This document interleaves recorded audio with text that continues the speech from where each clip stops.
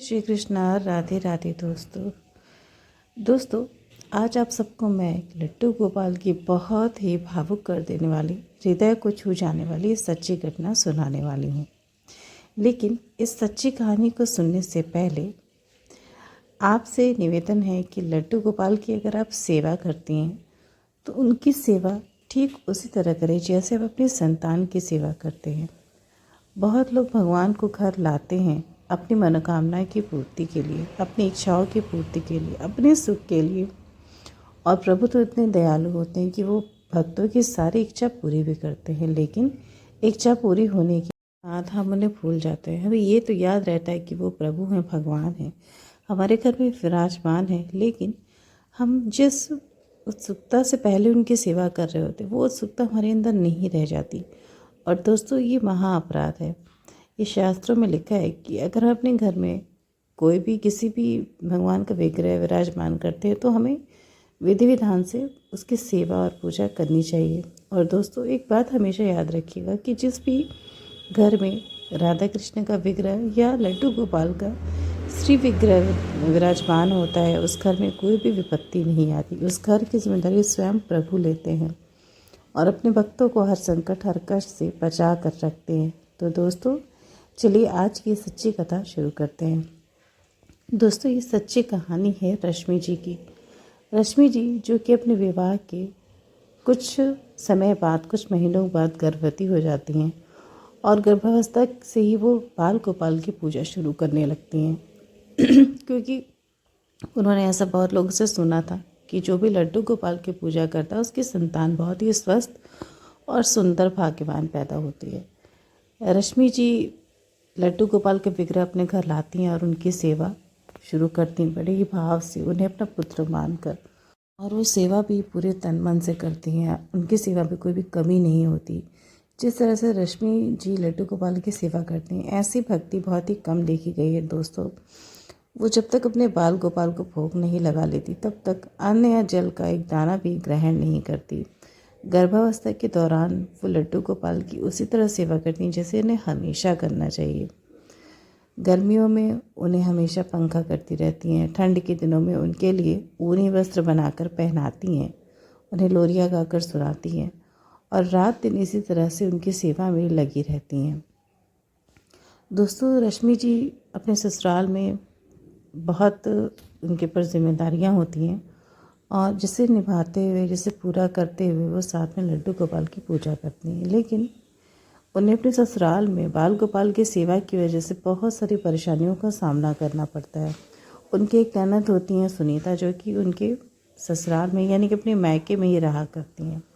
उनका विवाह तो हो चुका था, लेकिन किसी कारणवश उनके जो ससुराल वाले थे उन्होंने उनका त्याग कर दिया था, इसलिए वो अपने मायके में ही आके बहुत वर्षों से रह रही थी।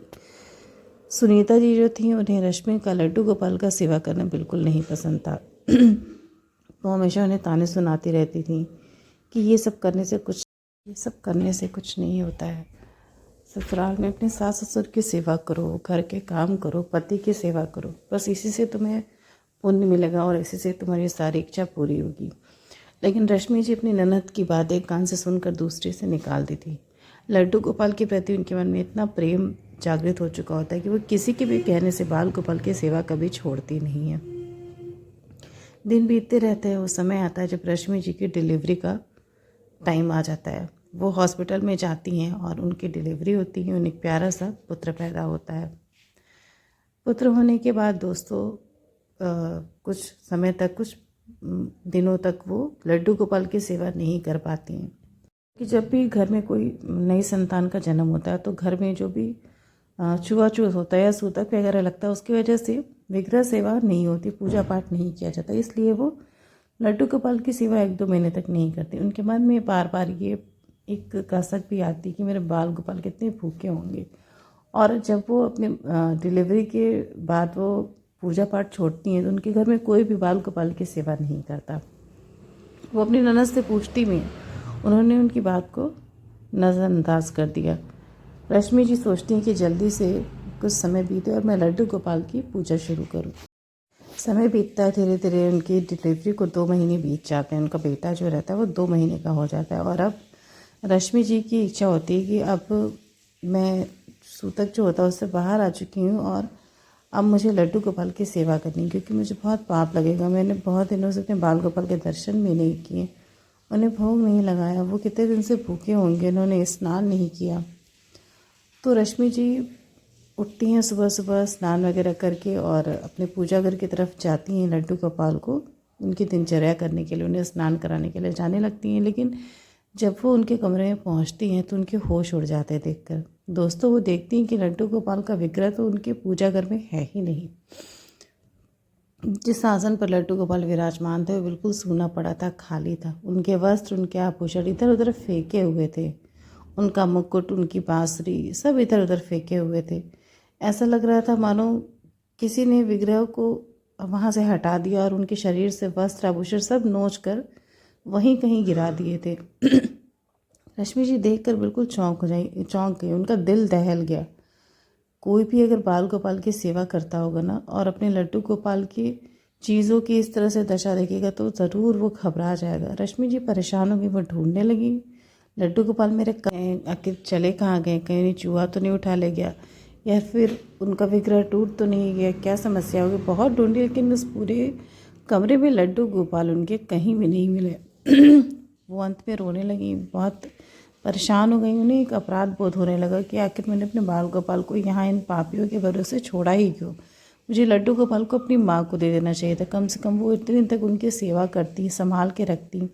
रश्मि जी को बहुत पछतावा हो रहा था। बहुत ढूंढने के बाद घर में वो अपनी सास के कमरे में अपनी ननद से पूछने के लिए गई कि दीदी मेरे लड्डू गोपाल कहाँ हैं। उन्होंने अपनी ननद से पूछा कि दीदी मेरे बाल गोपाल कहाँ हैं, मुझे तो कहीं कहीं भी नहीं दिखे।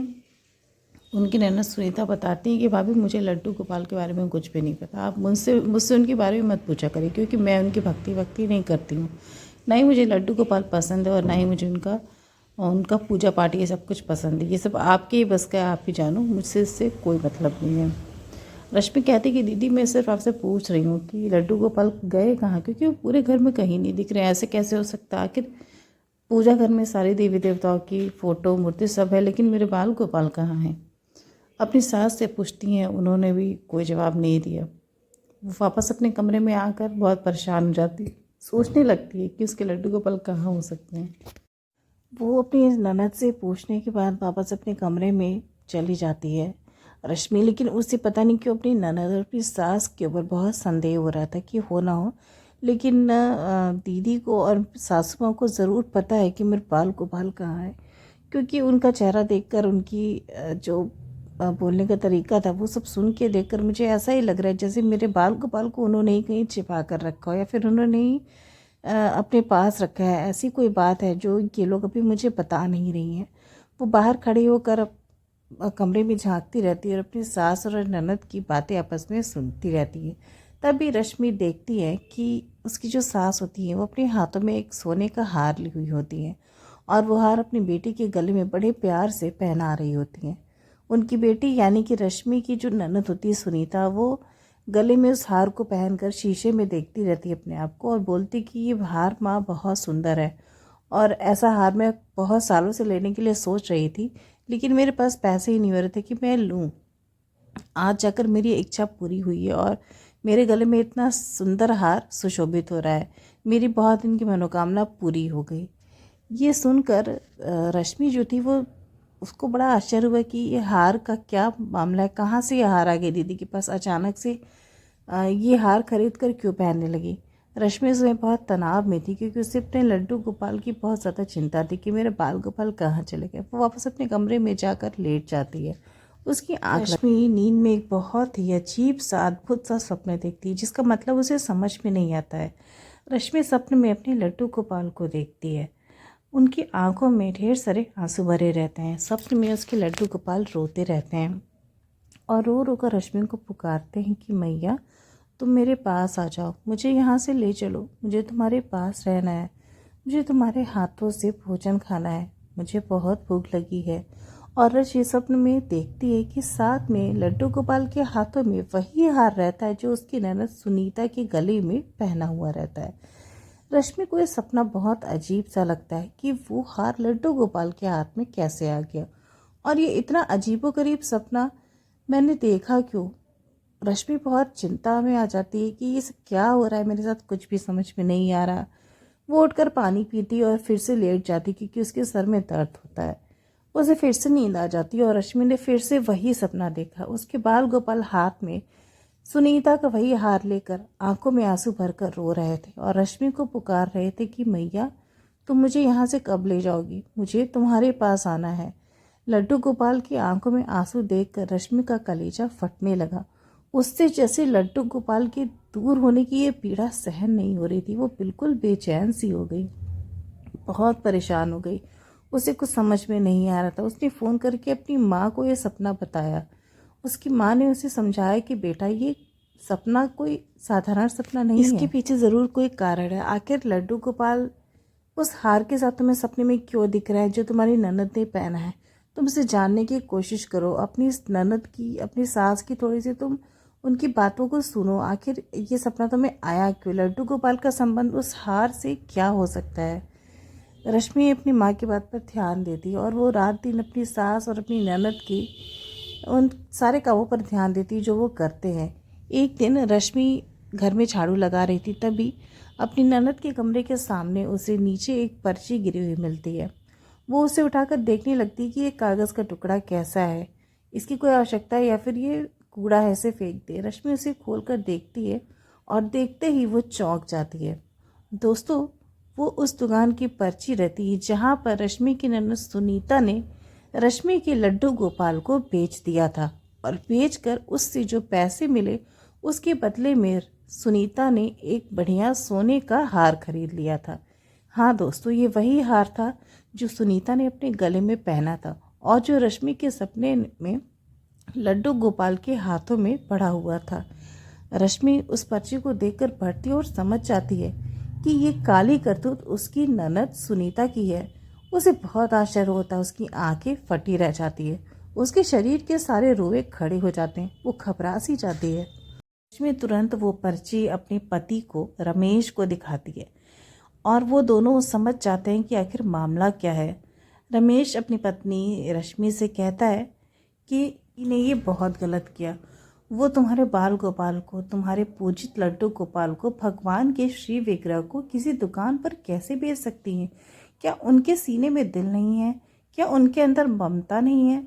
क्या उनके अंदर भगवान के लिए आदर सम्मान नहीं है जो वो इतनी गिरी हुई हरकत कर सकती हैं? अपनी पत्नी से रमेश कहता है कि रश्मि, मुझे अभी भी भरोसा नहीं हो रहा। रश्मि उससे कहती है कि देखिए, भरोसा तो मुझे भी नहीं हो रहा कि कोई व्यक्ति इतनी गिरी हुई हरकत कर सकता है, लेकिन इस बात का तो हमें पता लगाना पड़ेगा क्योंकि मेरा दिल तड़प रहा है मेरे लड्डू गोपाल के लिए। आखिर वो कहाँ हैं? मैं उन्हें देखना चाहती हूँ, उन्हें छूना चाहती हूँ, मुझे उन्हें अपने पास लाना है। रश्मि और उसके पति रमेश इस बात की चर्चा अपनी बहन या माँ से ना करके वो दोनों सीधे उस दुकान पर पहुँचते हैं जिस दुकान की वो पर्ची होती है। उस दुकान पर जाने के बाद रश्मि वहाँ पर पूछती है कि ये पर्ची आपके दुकान की है? दुकानदार उससे बोलता है कि जी हाँ, ये पर्ची तो यहीं की है और यहाँ पर 2 महिलाएं आई थी लड्डू गोपाल का एक सोने का विग्रह बेचने के लिए। मैंने वो विग्रह लेकर और उसकी जितनी भी कीमत थी वो उन्हें दे दिया और उन्होंने उसके बदले में एक सोने का हार खरीद लिया। ये बात सुनकर रश्मि के पैरों तले ज़मीन खिसक जाती है। वो बिल्कुल आश्चर्यचकित हो जाती कि कोई इतनी गिरी हुई हरकत कैसे कर सकता है। उसका दिल ज़ोर से धड़कने लगता है, उसे पसीने होने लगते हैं, वो वहीं पर रोने लगती है। वो दुकानदार से कहते हैं कि भैया, आप मुझे मेरे बाल गोपाल का विग्रह दे दीजिए, उनका जो भी मूल्य होगा मैं आपको चुकाने के लिए तैयार हूँ, लेकिन मुझे मेरे लड्डू गोपाल चाहिए। बहुत मुश्किल से मुझे आपकी दुकान के बारे में पता चला और ये पता चला कि मेरे लड्डू गोपाल की कीमत लगा दी गई। मैं बहुत परेशान हूँ, बहुत दुखी हूँ। मेरे भगवान के साथ, मेरे प्रभु के साथ इतना दुर्व्यवहार हुआ, उन्हें इतना कष्ट दिया गया, मुझे उनसे क्षमा मांगनी है। आप जल्दी से मेरे बाल गोपाल को मुझे दे दीजिए वापस। लेकिन दोस्तों, बाल गोपाल का विग्रह तो तब मिलता जब वो उस दुकान पर होते। दुकानदार उनसे बोलता है कि देखिए, मेरे पास अब वो विग्रह तो नहीं है, क्योंकि उसके अगले ही दिन एक महिला यहाँ पर खरीदारी करने आई थी जिन्हें वो विग्रह इतना पसंद आ गया कि उन्होंने उसी समय उस विग्रह को मुझसे खरीद लिया। ये सुनकर रश्मि के होश उड़ गए। उसे लगा जैसे अब वो अपने बाल गोपाल को कभी भी वापस नहीं पाएगी। उसे इतना रोना आया, उसके आंसू ही नहीं रुक रहे थे। उसे ऐसा लगा जैसे उसकी दुनिया ही लुट गई, क्योंकि उसके लड्डू गोपाल उसे अब कभी नहीं मिलेंगे। उसे किसी और को सौंप दिया गया। रश्मि हाथ जोड़कर उनसे विनती करने लगी कि देखिए भाई, मैं आपसे निवेदन करती हूँ, आप कृपया मुझे उस महिला का संपर्क दे दें जिन्हें मेरे विग्रह को खरीदा गया, जिसने यहाँ से उस विग्रह को खरीदा। दुकानदार उससे कहते हैं कि मैं आपको पता तो दे देता हूँ, लेकिन वहाँ जाने से आपको कुछ भी हासिल नहीं होगा, क्योंकि पता नहीं वो आपका विग्रह वापस लौटाएंगी या नहीं लौटाएंगी। रश्मि बहुत उनसे निवेदन करती है और उस महिला का नंबर और पता लेकर वहाँ से उसके घर अपने बाल गोपाल को लेने के लिए रवाना हो जाती है। उस पते पर पहुँचने पर रश्मि दरवाज़ा खटखटाती है और दरवाज़ा एक महिला खोलती है जिनका नाम होता है नंदिनी। उनसे बताती है कि मैं इस दुकान से आ रही हूँ, आपने वहाँ से लड्डू गोपाल का जो विग्रह खरीदा है, बहन वो विग्रह मेरा है, मैं उसके लिए तड़प रही हूँ। वो मेरे पूजित लड्डू गोपाल हैं जिनकी सेवा मैं बहुत वर्षों से कर रही हूँ। कृपा करके आप मुझे मेरे लड्डू गोपाल वापस कर दें, और आपको जितने भी पैसे चाहिए आप मुझसे ले लें, लेकिन मेरे बाल गोपाल मुझे लौटा दीजिए। नंदिनी खड़ी खड़ी उसकी बातों को सुनती रहती, वो बिल्कुल मौन रहती है। नंदिनी को कुछ भी समझ में नहीं आता। रश्मि उसे सब कुछ बताती है कि उसकी ननद ने धोखे से लड्डू गोपाल का विक्रय एक दुकान पर बेच दिया। नंदिनी उदास हो जाती क्योंकि उसे वो लड्डू गोपाल का विक्रय बहुत पसंद आता है। नंदिनी मजबूर होती वो विग्रह वापस लौटाने के लिए। रश्मि को ऐसा लगता है मानो उस घर में उसके बाल गोपाल की आवाज़ गूंज रही हो। उसके कानों में वही आवाज़ बार बार गूंजने लगती है, मैया मैं तेरे पास आना चाहता हूँ, मुझे अपने पास बुला लो, मुझे यहाँ से अपने पास ले जाओ, मुझे बहुत भूख लगी है, मुझे तुम्हारे हाथ से भोजन खाना है। ये आवाज़ें बार बार रश्मि के दोनों कानों में गूंजने लगती है। वो आवाज़ के पीछे पीछे जाने लगती है जहाँ से आवाज़ आ रही होती है। जब वो अंदर जाती तो देखती है कि अंदर एक पूजा का स्थल रहता है, वहाँ पर उसके बाल गोपाल विराजमान होते हैं। वो सफ़ेद रंग की सुंदर सी पोशाक धारण किए होते हैं और सफ़ेद फूलों से उनका श्रृंगार हुआ रहता है। अपने बाल गोपाल को इतने दिनों के बाद देखकर वो अपने आंसुओं को नहीं रोक पाती, बहुत रोती है, अपने लड्डू गोपाल से बहुत क्षमा मांगती है उस दुर्व्यवहार के लिए जो रश्मि की अनुपस्थिति में उनके साथ हुआ। बहुत माफ़ी मांगती है अपने बाल गोपाल से। रश्मि आगे बढ़ के अपने लड्डू गोपाल को अपनी गोद में उठा लेती है और नंदिनी से बोलती है कि मैं अपने बाल गोपाल को यहाँ से ले जा रही हूँ, आपने जितने भी पैसे दुकान पर दिए होंगे मैं आपको उतना वापस करने के लिए तैयार हूँ। नंदिनी के पास वही पर्ची होती है जो लड्डू गोपाल को वो ले आते समय इस दुकान पर बनवाई होती है। नंदिनी को सब कुछ समझ में आ जाता है कि सब क्या मामला है। नंदिनी मजबूर होती है, वो कहती है कि ठीक है, आप ले जाना चाहती तो अपने लड्डू गोपाल को लेते जाइए, मैं तो मजबूर हूँ, ये आपकी ही अमानत है, क्योंकि ये भगवान है, प्रभु है, इसलिए मैं आपके साथ इस समय कोई भी बहस नहीं कर सकती। आपकी तरफ पूजित ये सेवित विग्रह है, इसलिए मैं आपसे इस बात पर लड़ाई नहीं कर सकती। ये आपके ही हैं, आप इन्हें ले जाइए। रश्मि अपने हाथों में लड्डू गोपाल को उठाकर वापस लेकर आने लगती है। तभी कमरे से एक बच्चे की आवाज़ आती है, आंटी आंटी। रश्मि पलटकर देखती है तो अगर बगल के कमरे से एक छोटे से बच्चे की आवाज़ आती है। रश्मि उस कमरे में जाकर देखती है तो नंदिनी जी का 5 साल का बच्चा बिस्तर पर लेटा रहता है, जो कि अपाहिज होता है। उसके दोनों हाथ पैर काम नहीं करते, न तो वो उठ पाता है और न ही चल फिर पाता है। रश्मि नंदिनी से पूछती है कि ये कौन है। नंदिनी उसे बताती है कि ये मेरा बेटा है, ये चल फिर नहीं सकता क्योंकि ये जन्म से ही अपाहिज है। वो बच्चा रश्मि को अपने पास बुलाकर बोलता है कि गोपाल मेरे दोस्त हैं, मैं इनके साथ खेलता हूँ, ये मुझसे बातें करते हैं, मैंने अपने हाथों से दूध भी पिलाता हूँ, प्लीज़ आप मेरे पास से लड्डू गोपाल को मत ले जाइए, मैं बहुत अकेला हो जाऊँगा, मुझे अच्छा नहीं लगेगा। उस बच्चे की दोनों आंखें लाल थी और उनमें आंसू भरे थे।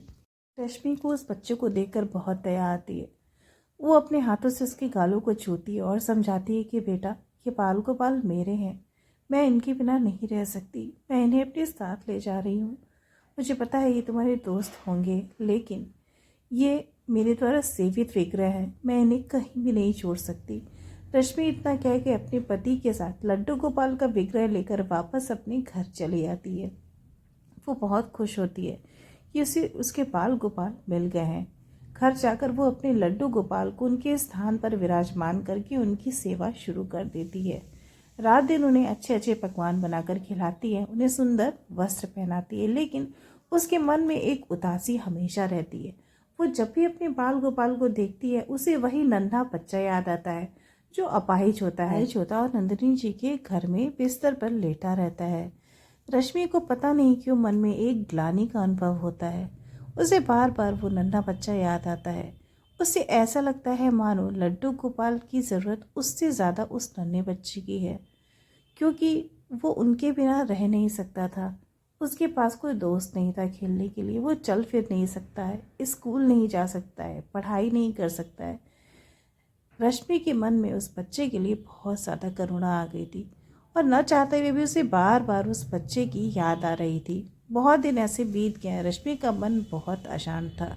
उसे ऐसा लगा मानो वो बच्चा बार बार रश्मि को बुला रहा है।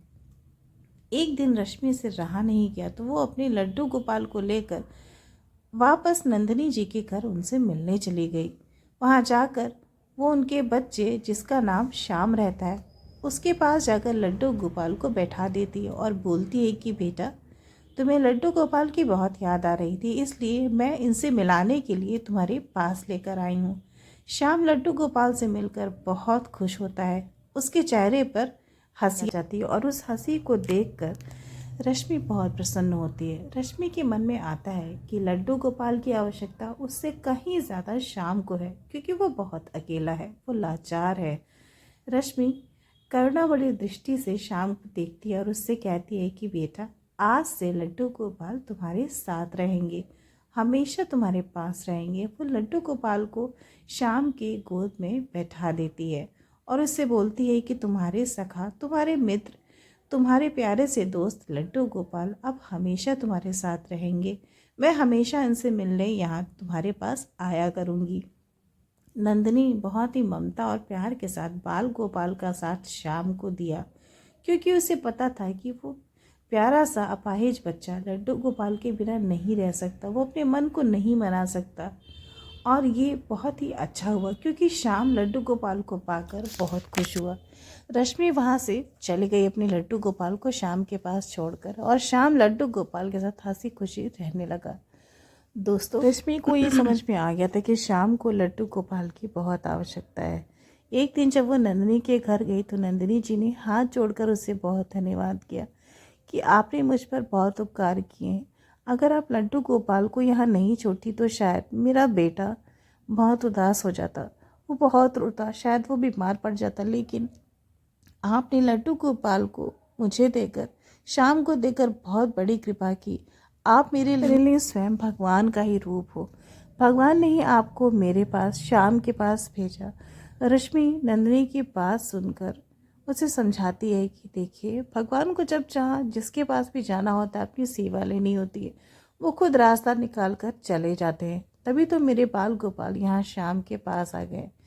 रश्मि अब हमेशा श्याम के पास जाती है, श्याम से और लड्डू गोपाल से मिलने, और अपनी लड्डू गोपाल की सेवा वो इसी तरह से संपन्न करती है। तो दोस्तों, रश्मि के जीवन की लड्डू गोपाल की ये प्यारी सी लीला कथा आपको अगर अच्छी लगी हो तो इस कहानी को अपने दोस्तों के साथ ज़रूर शेयर करिएगा और मेरे चैनल कृष्ण प्रेम रस को अवश्य सब्सक्राइब करिएगा। राधे राधे।